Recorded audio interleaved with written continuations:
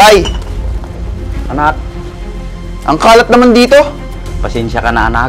Ibibenta ko rin mamaya ito. Alam niyo may darating akong bisita tapos nagkakalat kayo. Pasensya ka na anak. Han, hindi mo ba ako ipapakilala kay tatay? Hindi na, Han. Hindi naman siya importante.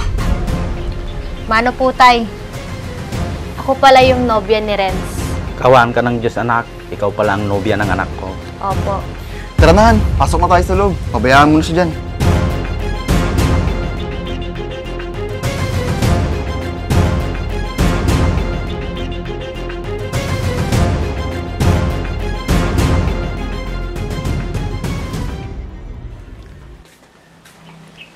Asan kaya si tatay?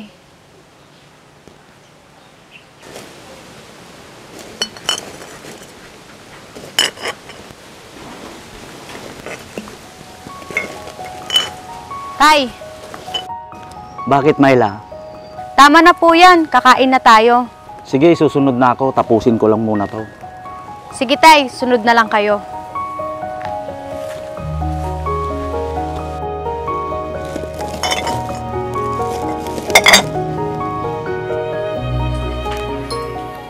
Oh, Han.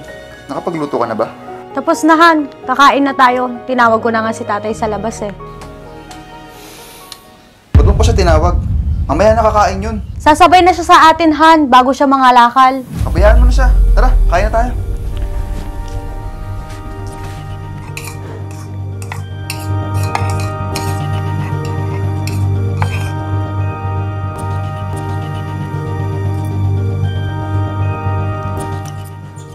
O tay, andyan na pala kayo. Kain na po tayo. Mamaya na lang siya, Han. Oo Myla, mamaya na lang ako. Siya na rin ang maghuhugas at maglilinis dito. May pupuntahan tayo. Saan naman tayo pupunta? Diyan lang maglalakad-lakad. Total, wala akong pasok ngayon. Pero Han, maglilinis ako dito sa bahay. Pabayaan mo na lang siya ang maglinis.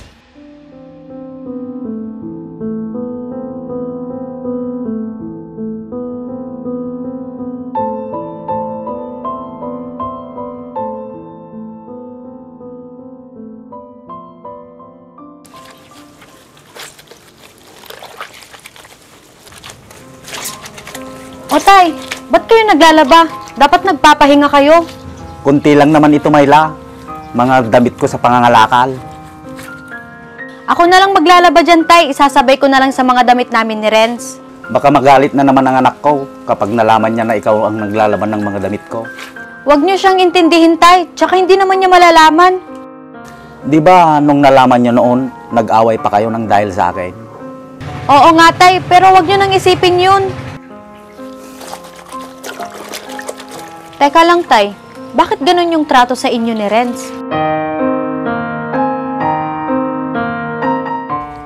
Parang malalim yung naging hidwaan nyo. Pabayaan mo na lang siya Myla. Huwag mo nang isipin yon. O tay, ba't anong nangyayari sa inyo? Bigla akong nahilo. Yan na nga ba yung sinasabi ko eh. Punta muna tayo doon tay, nang makaupo kayo ng maayos.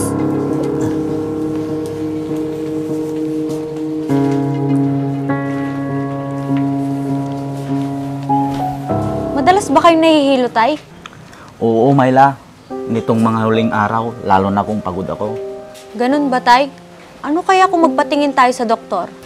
Wag na Myla. Wala akong pera na gagastusin. Hay nako tay, maganda ang trabaho ni Renz. May pera siya, kaya wag yun ang problemahin yun. Baka magalit yun. Lalo na kung sa akin nyo gagamitin ang pera nyo. Ako nang bahala dun tay.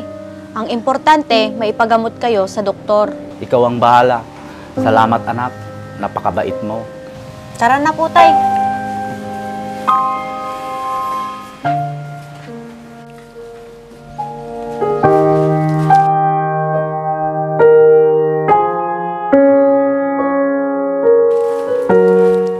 Tay, upo muna kayo nang makapagpahinga kayo. Salamat Myla. Paano yan, tay? Bawal na kayong mapagod. Kaya itigil nyo na yung pangangalakal at pagtatrabaho dito sa bahay. Oo nga eh.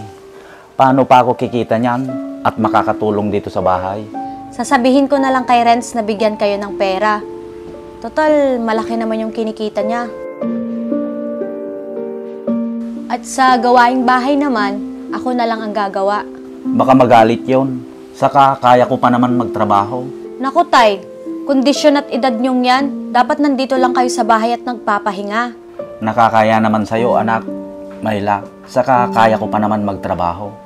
Ba't ba ang layo ng loob niyo sa isa't isa, Tay? Ano bang nangyari sa inyo? Mayla, pwede bang sa kanya mo na lang tanungin? Tay, pag siya naman kasi yung tinatanong ko, wala man siyang sinasabi. Hindi man nagsasalita. Pabayaan mo na lang muna siya, Mayla. Darating din ang araw na magsasabi siya sa'yo.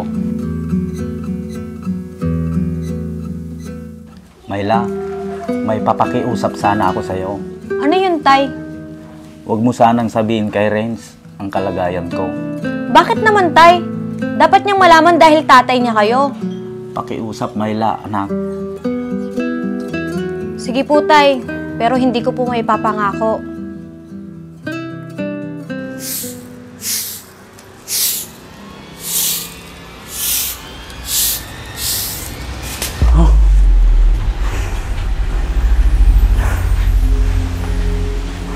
Tay! Ano na naman nararamdaman nyo? Nahihilo na naman kayo? Oo, Mayla. Huwag na kasi kayong nagpapakapagod. Tara dun, nang makaupo kayo ng maayos.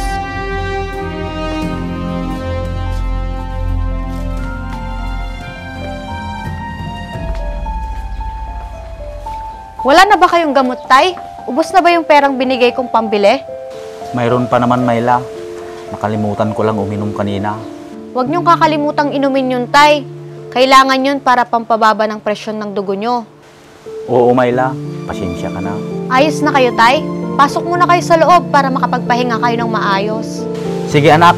Salamat. O, Tay! Kaya nyo ba? Oo, Mayla.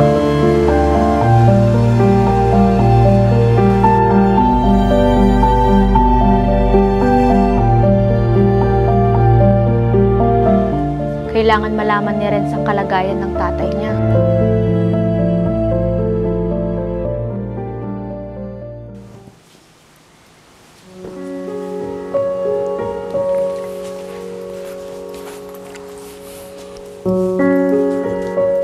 Han, kamusta maghapon mo? Ayos naman, Han. Medyo pagod. Si tatay, hindi mo ba kakamustahin? Tara na sa loob, Han. Pagod ako sa trabaho. Gusto ko na magpahinga. Pwede ba tayong mag-usap tungkol kay tatay, Han? Bakit? Ano na naman ba yung tatanong mo tungkol kay tatay? Marami. Gaya ng kung bakit ganun ang trato mo sa tatay mo. Di ba ilang ulit mo na tinatanong sa akin yan? Oo, ilang beses na. Pero sinagot mo ba ako kahit minsan? Di ba hindi? Kasi umiiwas ka.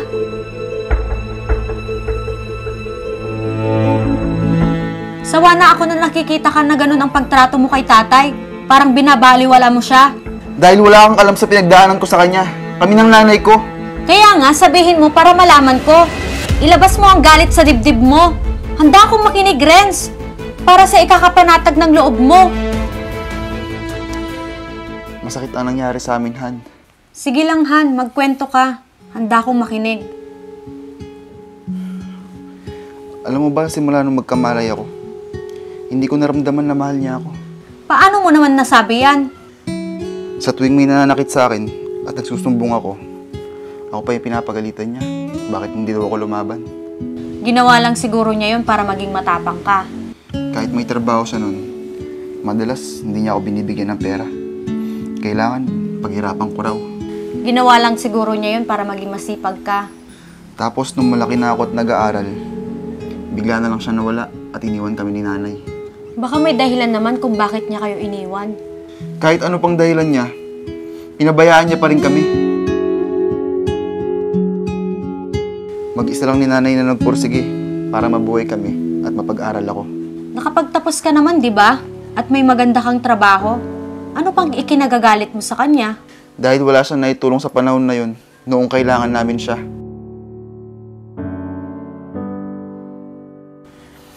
Tapos nung mawala si nanay, bumalik siya na parang walang nangyari. Renz, matanda na si tatay. Ang kailangan niya ngayon, pag-aalaga at pagmamahal, hindi pambabaliwala at pangungutya.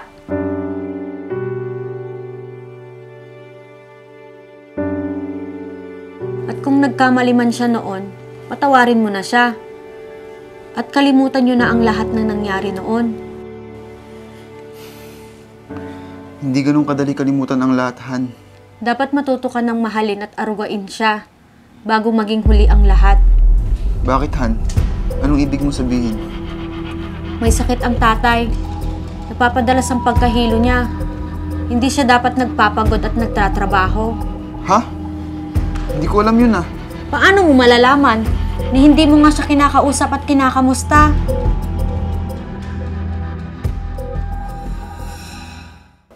Han, ngayon ka kailangan ni tatay, ang ama mo na nagbigay buhay sa'yo.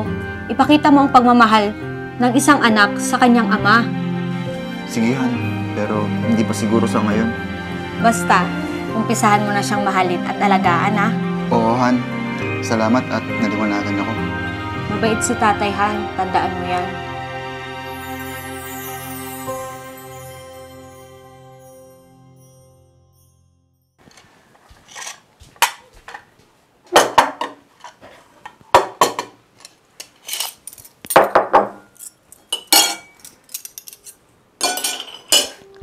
Renz? Renz! Bakit, Han? Tawagin mo na si tatay at kakain na tayo. Sige, Han. Tay! Tay! Kain na tayo. Mamaya na ako, anak. Mauna na kayo. Anong mamaya na, Tay? Itigil mo na yan at sabay-sabay na tayo.